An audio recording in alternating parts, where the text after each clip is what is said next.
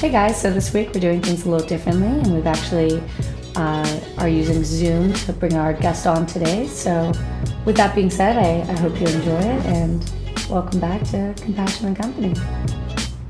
Welcome back to Compassion and Company. You're here with Jen Miles and Raven Mouse. He is a semi-pro soccer player in Norway. So Raven, do you want to tell us a little about yourself, and we'll get going from there? Yeah, I don't know. I'm a transgender athlete, and I did play soccer in Norway, and then I came home to have my top surgery. So now, for the past year and a half, I've been in Canada, 2 years, almost now. So yeah, that's where I've been at, just recovering from that. Yeah. Well, that's awesome. So how long have you been back in Vancouver? Are you in Vancouver right now? Yeah, since 2 summers ago. I came back, July 2 summers ago. Okay, rad. Yeah. All right, well, why don't we just dive right in? So, what do you know about self-compassion, and do you practice it? I for sure do my best to be kind to the self after. It's really stressful being a trans athlete. It's incredibly stressful, so you kind of have to keep going. So yeah, I would really love to hear about your experience in Norway and playing as a trans athlete, because you were playing in a women's league, correct? Yeah, and I still do, but I also train with men as well. It's something that's pretty common even if you're not trans to do, because there's not really, there's no professional league here anymore. Oh, so, right. So, how do you think? How did you show self-compassion during that time for you? Because you were probably crazy busy with training, I assume, and all of that. So, what was that like for you? I mean, the time was probably the hardest year of my life. I wasn't, and I'm still not accepted by my family. So, going through that time of, that was the first time I came out actually in sports while I was there. So I was too scared, and I felt like I was just drowning, because being born in a body that people feel like they have an opinion about all the time is really stressful. And so it was just literally I felt like my I guess compassion stuff that I would do was just so basic, because that's the only thing I could do. So shaving with Earth, Wind and Fire playing, or stuff that was super basic. Go for a swim when there's nobody on the beach, or very basic things to anything to feel a little bit of relief was kind of what I tried to do. Because again, you had to perform as well. You have all of this being in a foreign country, you don't have any friends, and you don't speak the language fluently. So on top of that, so there's a lot of pressure all around. So literally anything to feel better was good. Yeah. And when you say perform, is that in regards to, you mean soccer or Okay, yeah. Yeah, because I mean we were number one at the league for a chunk of time. So wow. We really couldn't not do well. And also being Canadian in the semi-pro league, nobody knows anything about you. So everything that you did was starting a portfolio. So if I wanted to go pro, which I still I'm trying to do, nobody knows anything about you. So you have to make a good impression. Yeah. Wow. Especially being a trans athlete, because there's just a lot of taboo with it. So yeah. What do you mean by taboo? Well, people are uncomfortable by our presence in sports. Kind of the best example I can give is kind of it's similar from my experience. Everything is I'm speaking about is through my experience. Every athlete in a different sport, different race or gender that they were assigned, has a different experience in sports. So that's important to remember. But for me, it's kind of reminded me a lot of the bathrooms where you're fine to be going there. You're doing nothing wrong, but still people are kind of wary about you being in there, you know? So, yeah. So, Yeah. so being like a he, him playing in women's soccer, people are kind of like, oh, like how does that work? And like, so yeah, like, yeah, so you kind of got to have a good game on. Yeah, like that really challenges, I feel like, your resiliency and your, I mean, I can't even just imagine that. And I think that was a really good example you gave about the bathroom. Yeah, it's the easiest like example. And also like people, I think in like sports, it's like, I don't know, they're very, that's their space. That's a women's space or that's a men's space. And so if you challenge like that, sometimes, you know, and people dedicate their lives to these sports in high levels, sometimes get a little like, whoa, what's going on here? So, yeah. Totally. And especially just with that like binary being like so ingrained in so many people, and so many people just feel very like entitled to maintaining it. I don't know if that's For sure.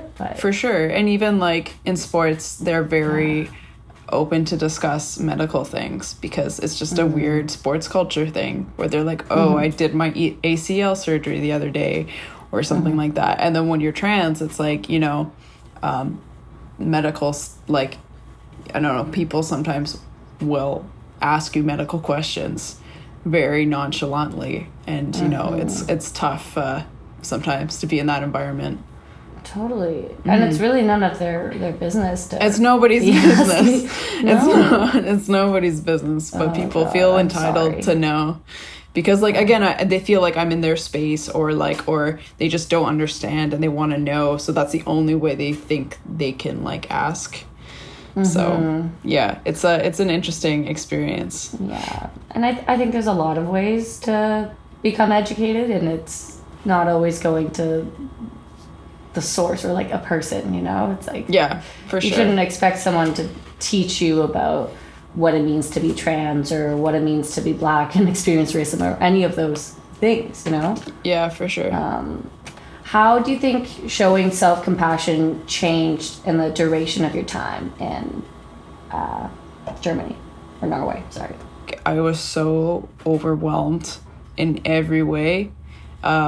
Also just seeing the amount of like gross news articles of how trans athletes are, you know, like negative in sports and culture. So I was in the worst headspace I could be. So anything to like, yeah, literally I would shave my peach fuzz and like that would make me feel better because I could feel the stubbles on my face, and I'm like, you know what, like that's awesome, because I didn't have top surgery by this point. So you know, everything about me just felt really garbage. So literally doing things like that kept me going. Listening to my nice music, going for a walk in nature. Yeah, so, I mean, it got easier when I had top surgery because I had more of a capacity to do things. I wasn't drowning anymore. So then it definitely evolved because I had more capacity to evolve in that way. But in Norway, it was just incredibly, like, overwhelming. Great experience. I don't regret anything, but it was definitely, like... I mean, I'm proud to have done it and to have really good results, but...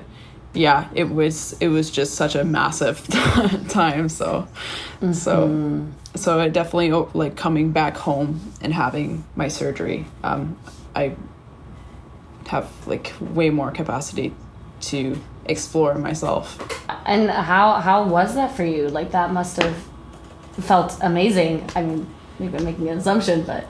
No, I mean, no, fair. It's a good assumption. Yeah. Yeah. I mean, it was wild. Like for like a year and a bit, I was in crisis, and then, and my surgery got delayed. So that put me further to the edge. And so it was just like, you know, I don't know how I can keep this up. Like, I just, you know, this is too much. I'm so tired. And then I got my surgery date. I came out and it went really poorly, but I at least like anticipated that.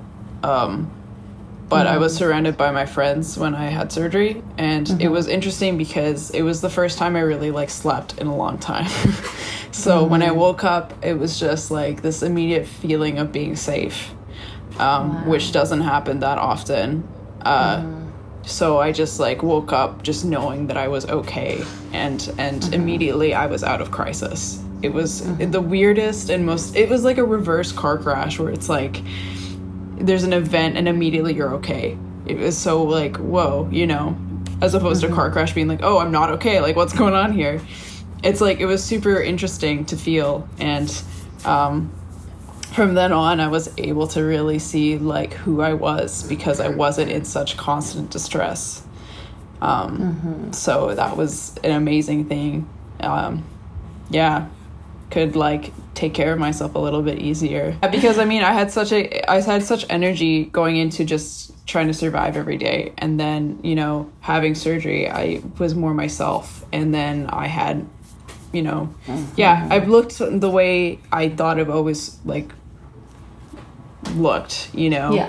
So then I had way more energy to put towards like self-compassion and self-growth because you know, all my energy wasn't going towards, okay, getting mentally prepared to be misgendered every day and, you know, being told these really dehumanizing things all the time. So, so it definitely helped a lot.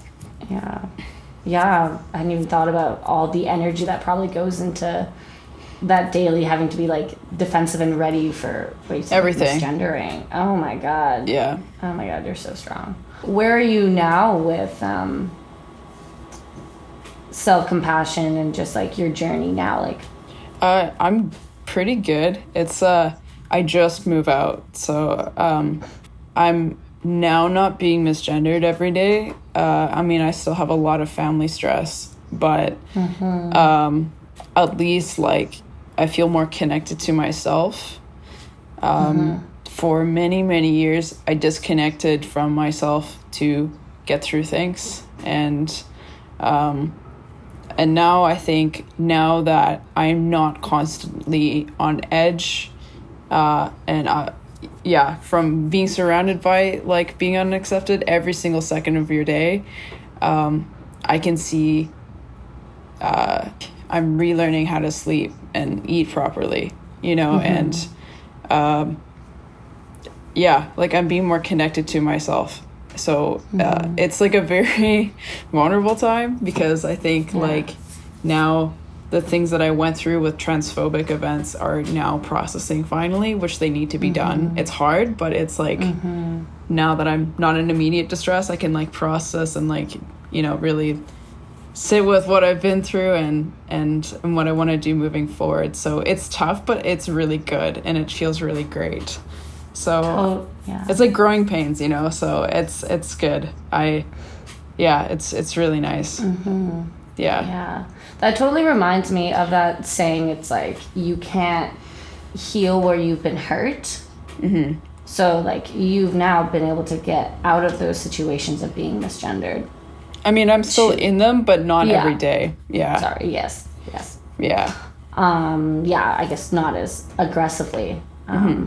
And now you're having like so much more space to heal and explore yourself, and that's literally so amazing. Yeah, for sure. Like, I mean, for example, I didn't know I was like bi for forever until I had surgery, and I was able to like not worry about as much. So like even things like that, or just like seeing how I'm actually a very relaxed person. Like, you know, but being constantly like, you know, triggered and uptight, it was like, holy fuck, like I have no chill. But it's actually kind of nice to see like these traits as things kind of fizzle down around you every day. So it's good. Totally. It's really nice.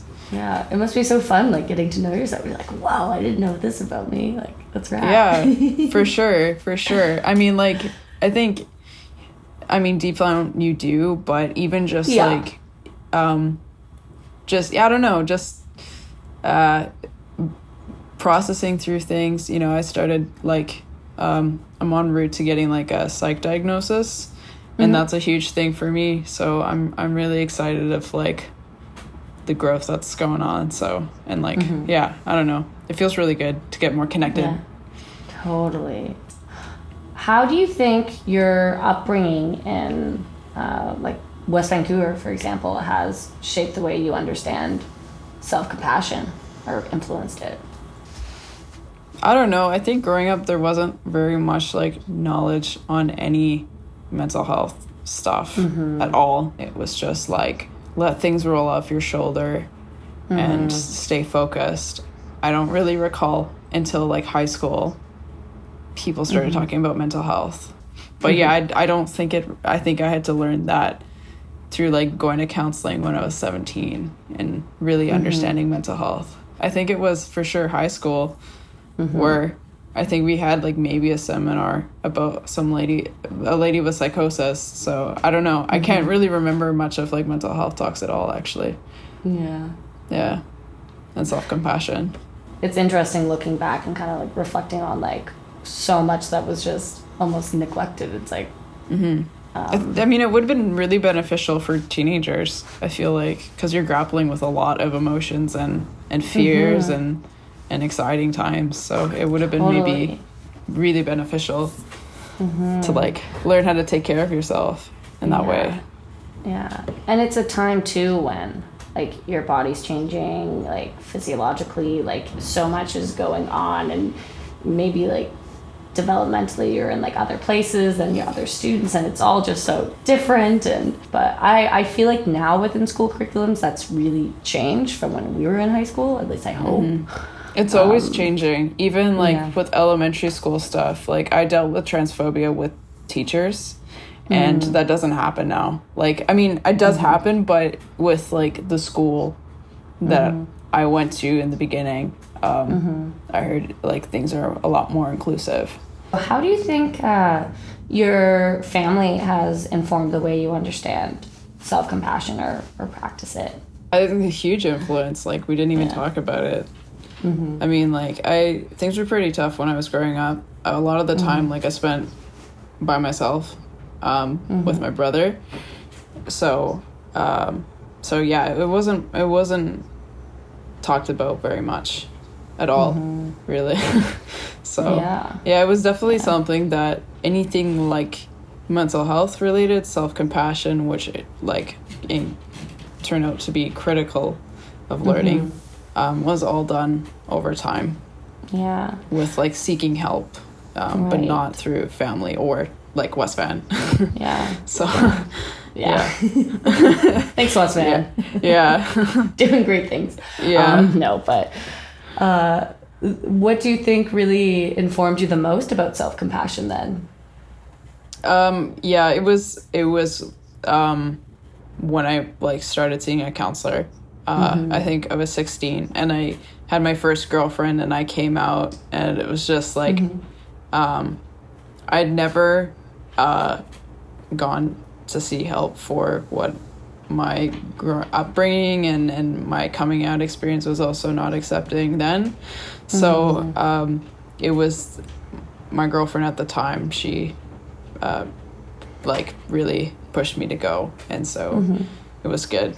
But yeah, like it was that initial counselor that really taught me like how to take care of myself mentally, and that like there was no wrongdoing for feeling what I was feeling. So that was a good start. But yeah, that was about the beginning. How do you think things changed for you during COVID with self-compassion?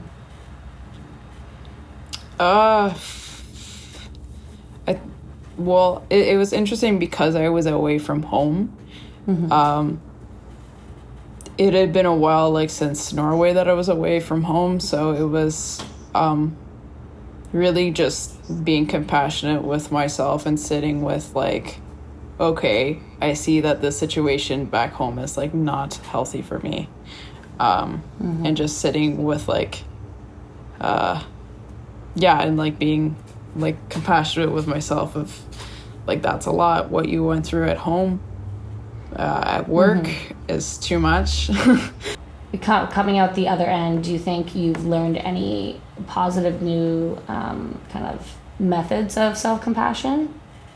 Something I really worked on was not, like, getting extra help is not, you're worthy of getting extra help if you need it. And I didn't feel worthy. Like, and my mom has mental illness that is pretty severe. So, growing up with something that was very extreme, I felt like these people need it more than me.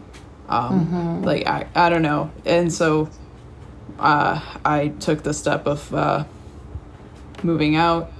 I was finally able to do that.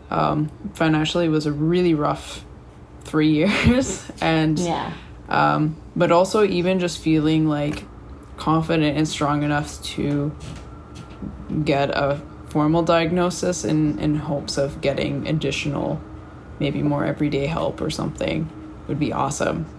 That's a huge step because I didn't feel worthy of that for a very long time. So yeah, I think more like I'm taking actions that are pretty like getting out there, but it's good. Well, yeah, and taking those steps, they're huge steps, right? And yeah, I'm really glad that for you that's been accessible. How was the transition with moving? Because were you living with your parents before moving out?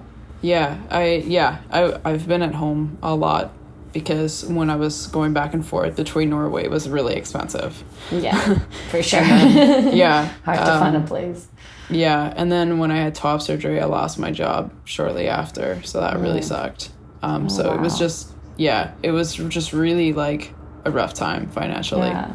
So I felt really trapped at home, which added to the mental health stuff. Thankfully, with COVID, it actually made moving easier because I was already away for 3 months and living with my girlfriend and her family. So it just was pretty natural, I think, for everyone to move out. I mean, my parents were really excited for me. My mom was really excited. And she's like my biggest supporter. So good. Yeah, it was pretty easy with COVID, so that was nice. Because you're already a little like distant from everybody, and that kind of came into advantage in a way. You also mentioned before how after top surgery you lost your job. I don't know if you want to talk about that, but I'm just kind of curious, like what happened there?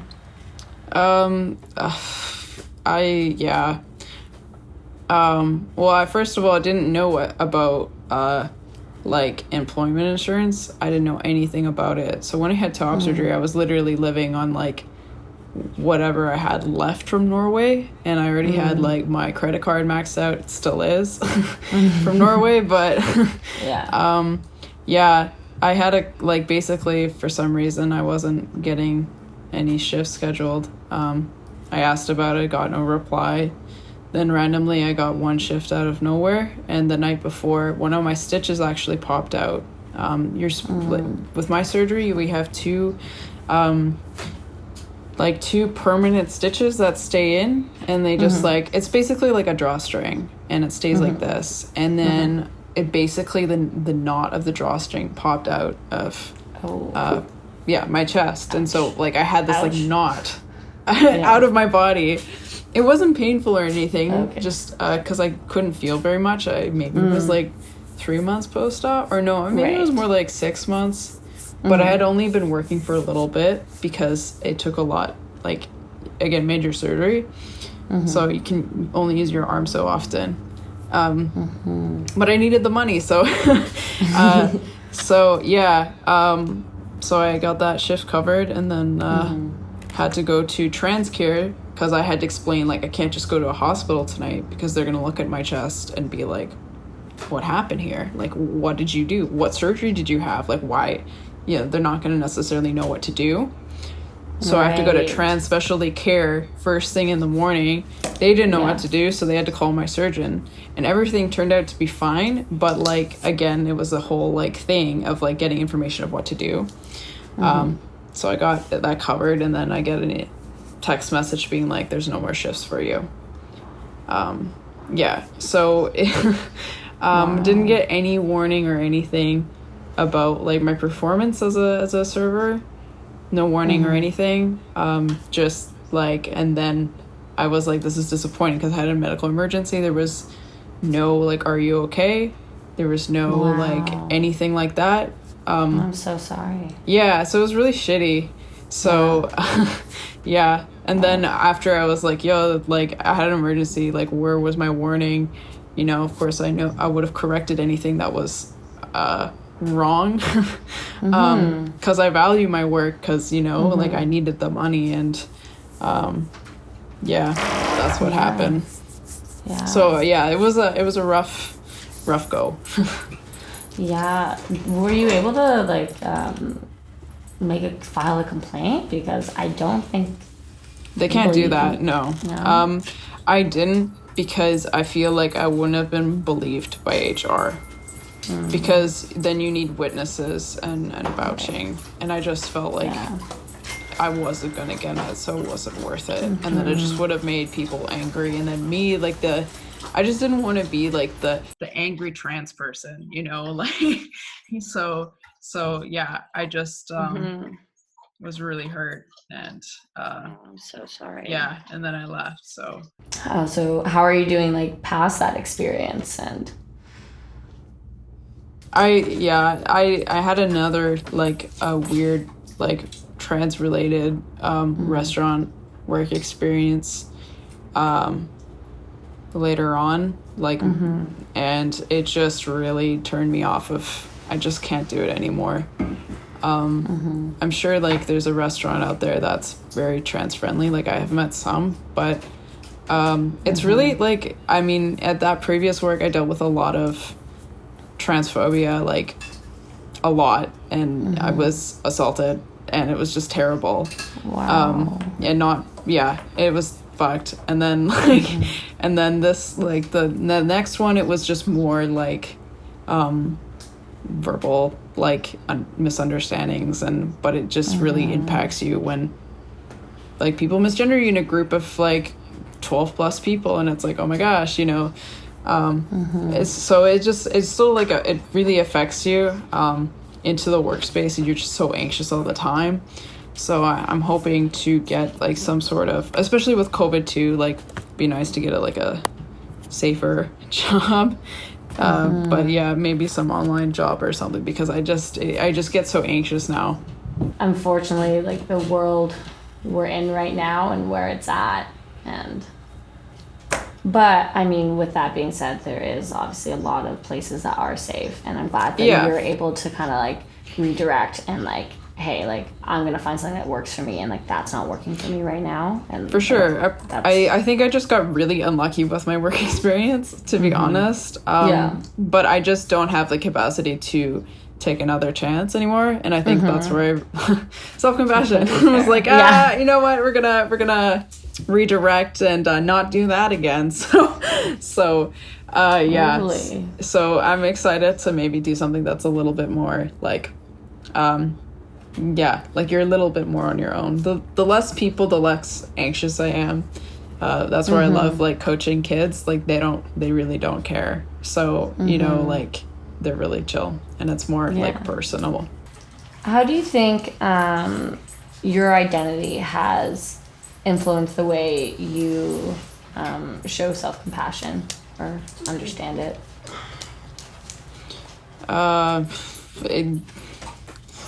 You're kind of forced to do it if you want to. Like, I've been put in situations where I didn't think I was going to make it, and the only way to keep going was doing so. So it heavily influenced it, because I don't think I would have been in those situations if it weren't for my identity as a trans person. So self-compassion being like coping with the dysphoria I feel for my body, or the social anxiety I get from entering a new workplace and not really knowing what's going to happen. You gotta go home and, you know, do something nice for yourself and play some video games, or, you know, like I don't know, anything. So yeah, like it heavily impacted it, because I even like being an LGBT kid, you kind of had to. to cope with things.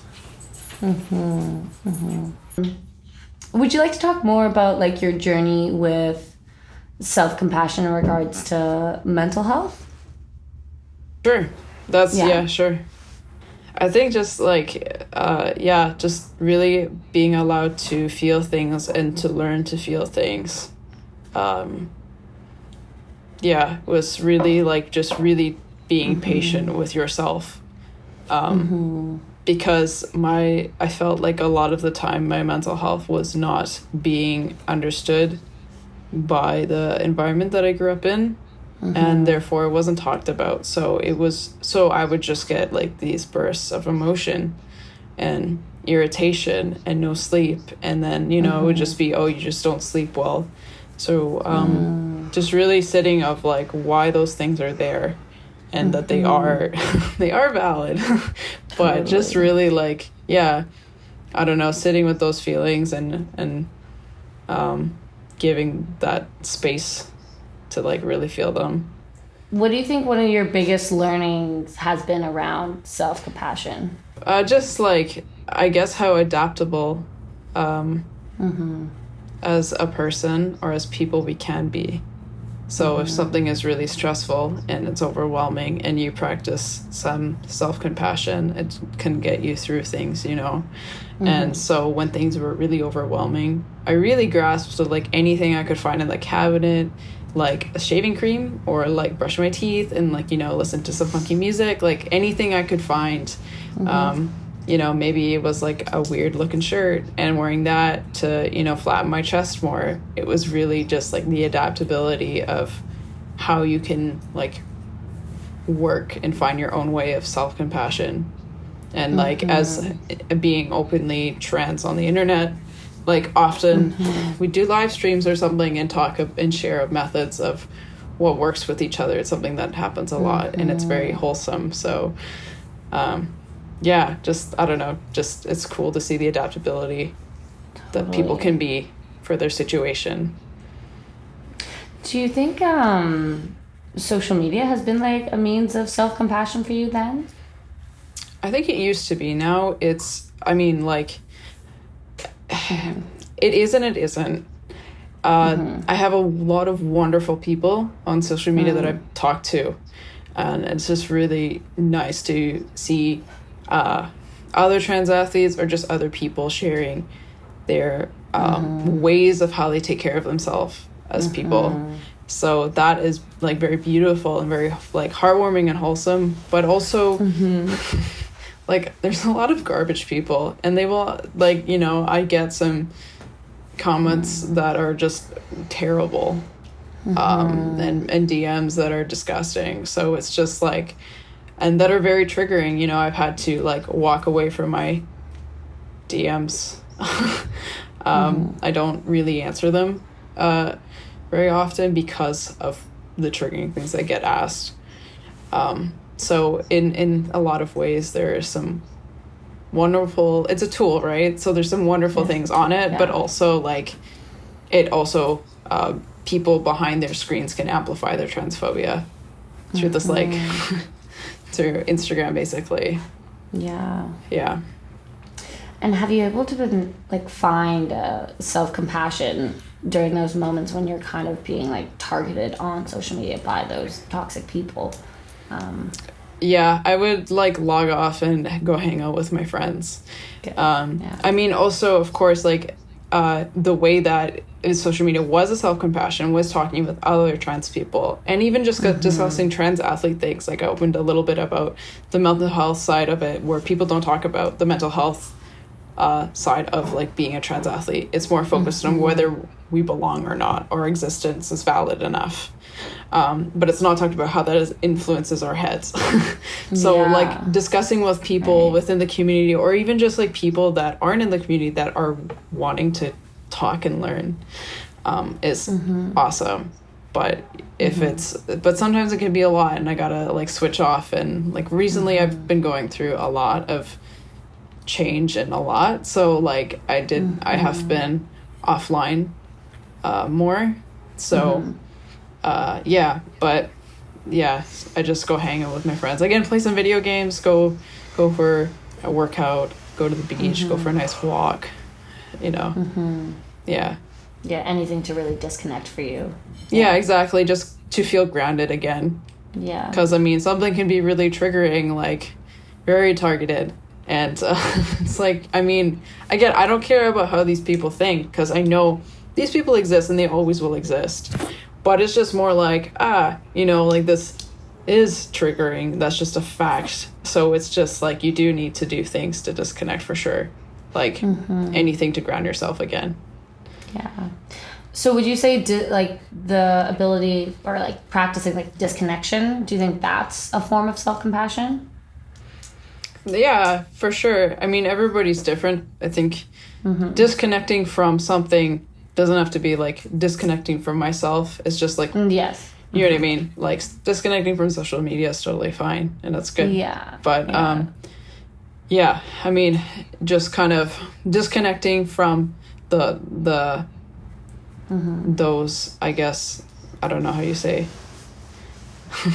that like triggering environment, to then like go look at the plants and like just really enjoy like how pretty they are, you know, and grounding yourself in another way and disconnecting from another, I think is pretty good. I don't know, it's worked for me. So Raven, do you think after this conversation your perception of self-compassion has changed or altered in any way? I wouldn't say change, but it's nice to address directly, though. I don't think it's I don't know, it's maybe nice for like just to talk about, like I said, different ways of how we do that, or perceptions of self-compassion is nice, you know, because some people may, you know, think about it really like a lot, and some people may not. So I don't know. It is really good to like make space and talk about it. So yeah. And also I want to iterate, like, life is good. It's just like, I think like for me, my self-compassion is really addressing like the things that were tough emotionally to move forward. You know, so I can't say enough, like, life is very good. I don't want to sound like a very sad person, but yeah, I know, like, shit's been tough, but we good. Oh, for sure. Yeah. And I think self-compassion kind of, it targets not necessarily the most positive parts of, stuff. Yeah, I mean, I think it kind of like addresses it. I mean, it can address it, and then so that you can move forward and do great things, you know what I mean? Yeah, and it turns it into maybe a positive experience or whatever else. It brings good to it, but yeah, it definitely can be applied to some heavy topics. So I appreciate you just, being so open and just, being open through this conversation and just being vulnerable. That's a lot of strength and courage, so thank you. No, thanks for having me. Thank you. Yeah. All right. Well, thanks everyone for tuning in and listening to this week's episode with Raven. And we'll see you next week on Compassion and Company.